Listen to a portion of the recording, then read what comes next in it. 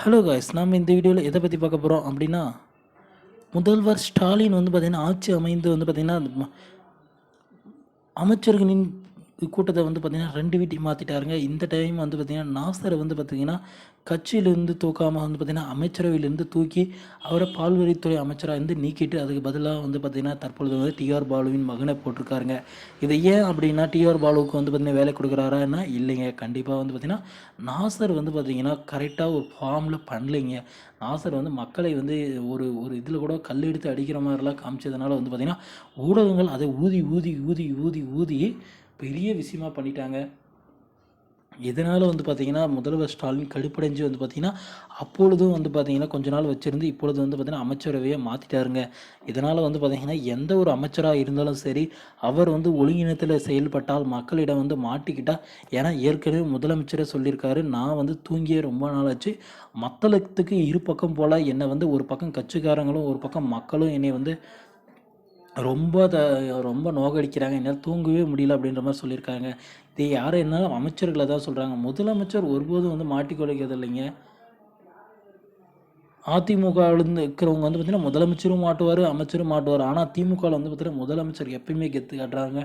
ஆனால் அமைச்சர்கள் வந்து பார்த்திங்கன்னா எப்பயுமே போல்ட் ஆகிடுறாங்க. இதுதாங்க பிரச்சனையே. என்ன தான் பண்ணுறதுன்னு ஒன்றுமே புரியாமல் ஒரு தவிச்சிட்டு இருக்காங்க அப்படின்ட்டாங்க சொல்லலாம். அதனால் முதல்வர் ஸ்டாலின் என்ன சொல்லிட்டாரு அப்படின்னா, எந்த ஒரு அமைச்சர்களாக இருந்தாலும் சரி உடனடியாக வந்து பார்த்திங்கன்னா நடவடிக்கை எடுக்கப்படும். யாராக இருந்தாலும் மக்களிடமும் கட்சியினரிடமும் வந்து பார்த்திங்கன்னா ஒரு அன்பாக தான் இருக்கணும், ஒரு ஒற்றுமை பரஸ்பர நட்புணர்வாக தான் இருக்கணும், யாரும் அநாகரிகத்தில் ஈடுபடக்கூடாது அப்படின்ற மாதிரி சொல்லியிருக்காருங்க. இதை கேட்டு வந்து பார்த்திங்கன்னா இனிமேல் வர அமைச்சர்கள் நடக்கவில்லை அப்படின்னா வந்து பார்த்திங்கன்னா உடனடியாக வந்து பார்த்திங்கன்னா வருகின்ற நாடாளுமன்ற தேர்தலில் வந்து பார்த்திங்கன்னா வெற்றி பெறவில்லை அப்படின்னா கண்டிப்பாக வந்து பார்த்திங்கன்னா அதுக்கப்புறம் வந்து பார்த்திங்கன்னா ஆட்சியிலேருந்து வந்து அமைச்சரவையிலேருந்து பார்த்திங்கன்னா முதல்வர் ஸ்டாலின் வந்து பார்த்திங்கன்னா அமைச்சரவையிலேருந்து அமைச்சர்களை மாற்றக்கூடிய சூழ்நிலை ஏற்படும் அப்படின்ற மாதிரி சொல்லியிருக்காருங்க. இதனால் வந்து பார்த்திங்கன்னா பல்வேறான கட்டங்களுக்கு வந்து பார்த்திங்கன்னா அமைச்சர்கள் வந்து பாதிக்கப்படுவாங்க. அதனால் வந்து கொஞ்சம் பரஸ்பர நட்புறவுகளில் வந்து பார்த்திங்கன்னா மக்களிடையே இருங்க அப்படின்னு சொல்லியிருக்காங்க. இது முக்கியமாக வந்து பார்த்திங்கன்னா இப்பொழுது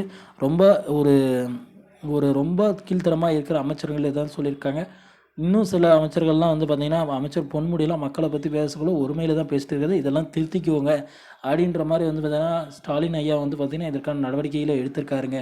ஸ்டாலின் ஐயா என்றும் வாழ்க அப்படின்ற மாதிரி வந்து பார்த்திங்கன்னா ஸ்டாலின் ஐயா மட்டும் பார்த்திங்கன்னா எப்பயுமே மாட்ட மாட்டாருங்க. மற்றவங்க எல்லாருமே மாட்டினாலுமே ஸ்டாலின் முதலமைச்சர் ஐயா மட்டும் என்றைக்குமே மாட்ட மாட்டாருங்க.